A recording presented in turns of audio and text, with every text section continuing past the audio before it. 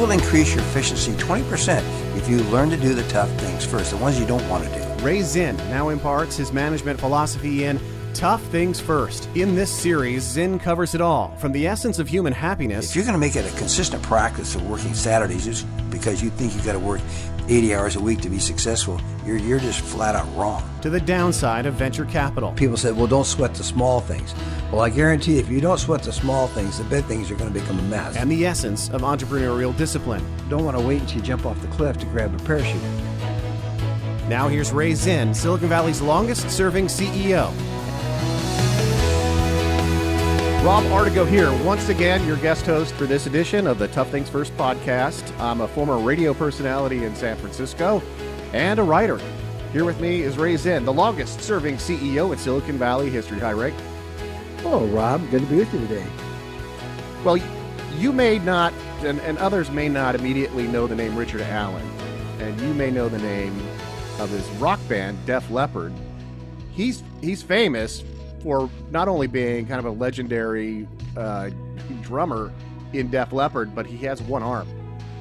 He faced this unique challenge. His left arm was amputated, and you imagine a drummer. You always see these drummers waving their arms around, and they've got all these drums set up around them, and all kinds of things going on, and they've got to hit all those cymbals and whatnot. And I'm not a drummer, but I know that it looks like it's a hard thing to do. Imagine doing that with just one arm, and then he got his arm amputated after being with the band for quite a while, but the band hadn't reached like the pinnacle of success. It was only after he lost his arm that they went on to have their greatest period of commercial success and really make the band a Hall of Fame type of band. So I know that you've had your own personal and professional challenges, including we've talked about your eyesight situation. You're legally blind, but also you wanted to launch Micrel Semiconductor back in the day. I think it was at 76? 78. 78. So 1978, you go and you decide, I'm going to found Micrel Semiconductor, a microchip company, and you faced a $50 million challenge right there, right off the top. Right. So then you understand that in context. Say the average semiconductor company startup and that at that time in the 70s and 80s was around $50 million. I didn't have that kind of money. And to think about trying to start a semiconductor company without $50 million was, a gargantuan task, because I would have had to use venture capital. And I did not want to use venture capital for all the reasons that why they call it vulture capital. Actually, it's kind of the nickname for it. And that's the reason I didn't want to use vulture capital or venture capital. So I had to figure out another way of starting the company with my own money, basically. Yeah, and you could have given up, but you set out on a mission to get it done, even when people said you were crazy. Many people, everybody said I was crazy. I mean, not one single. The only person that was supporting me was my wife. and she's not a semiconductor expert either. Right. They said that you needed 50 million to get there. You did it with 600,000 roughly. Right. And that did the trick, turned it into a massively successful semiconductor company that stayed in business the whole time you were CEO, and profitable all but, I guess, 2 cycles or 2 periods or something. Well, just one year. 1 year. Yeah, 1 year. So that was right at the end of the .com implosion, and it was in 2002. We had lost over half our customers because of that .com implosion, and so we had to kind of reinvent ourselves to try to stabilize the company and last that cycle, that .com implosion cycle. Yeah, it again, another one of those periods where all of a sudden you're sinking, but you were prepared for downturns. Right.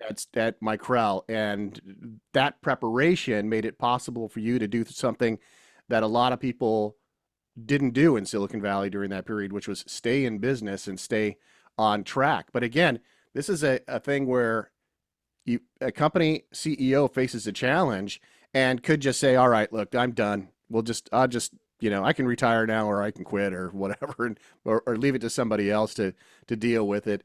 But you didn't. You persevered. Well, it goes to the concept that if at first you don't succeed, try again. And we were prepared, as you mentioned, we were prepared for a downturn. We always hope for the best, but we expect the worst. And so with that mentality, with that thought in mind that you hope for the best but expect the worst, that means you're prepared. You don't just ignore reality. And reality is you're going to have bad times. What goes up has to come back down. And so we knew it would happen. We were prepared for it. I had predicted it in May of 1999. I actually predicted the downturn that occurred in 2001 uh, as a result of the dot-com implosion. And so, we were ready because we had forecasted it or we had foreseen it. And that allowed us then to get ready so that when it did happen, we didn't go under. We were able to continue on. It was a struggle.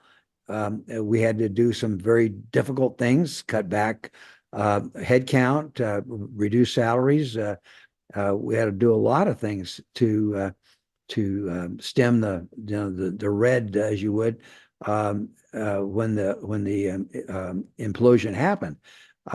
But we came out the other side even stronger. So it's like breaking a bone. If you break your leg, your bone grows stronger. It's painful, at first, and you have to be in a cast and on crutches and stuff. And that we were on crutches and had a cast on, so to speak.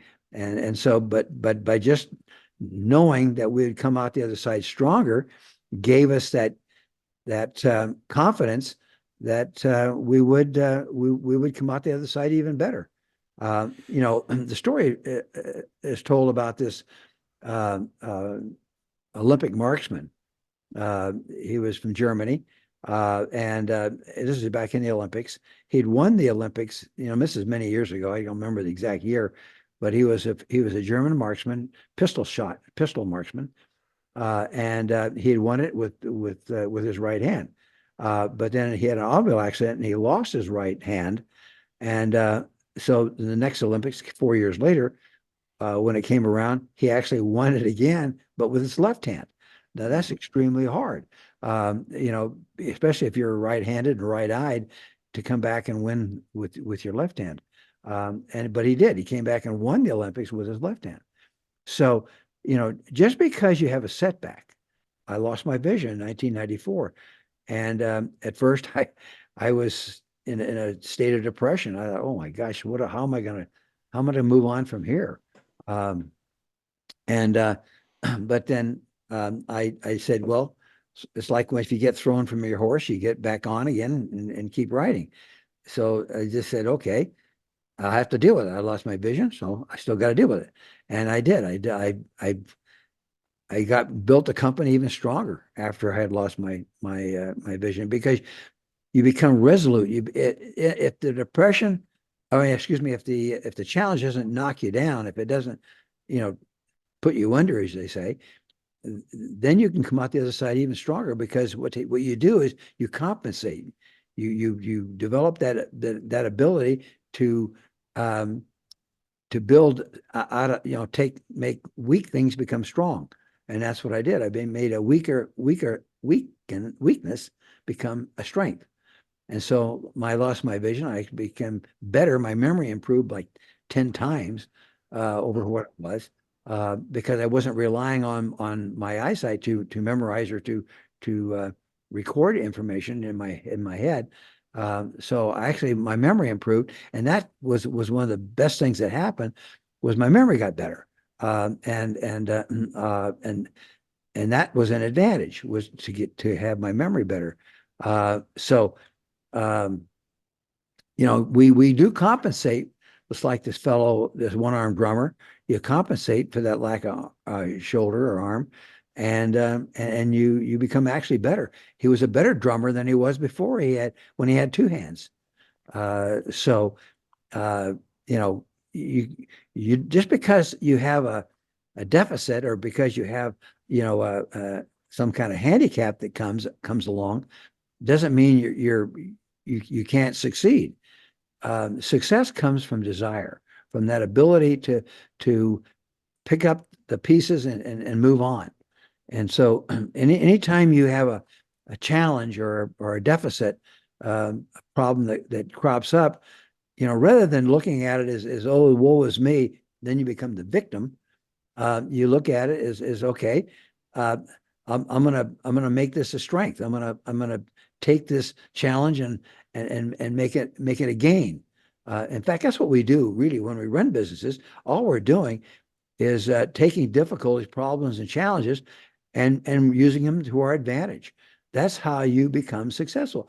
Look at an artist. You know, I mean, they start off with a blank sheet, and then they have to create the image that they want to project on the piece of paper.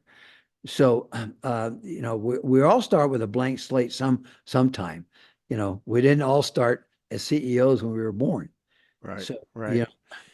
Well, turning a challenge into a triumph inspires others around you, and then they feel like they can do it too. They see how much you've done, and so that's why you're an inspiration to so many people.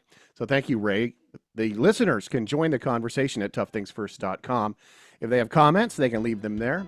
You can follow Ray on X, Facebook, and LinkedIn, and of course, his books are out there, Tough Things First, and you know the Zen of Zinn series. It's Zen of Zinn 1, 2, and 3, and on sale now, The Essential Leader, 10 skills and attributes and fundamentals that make up the essential leader. Thanks, Ray.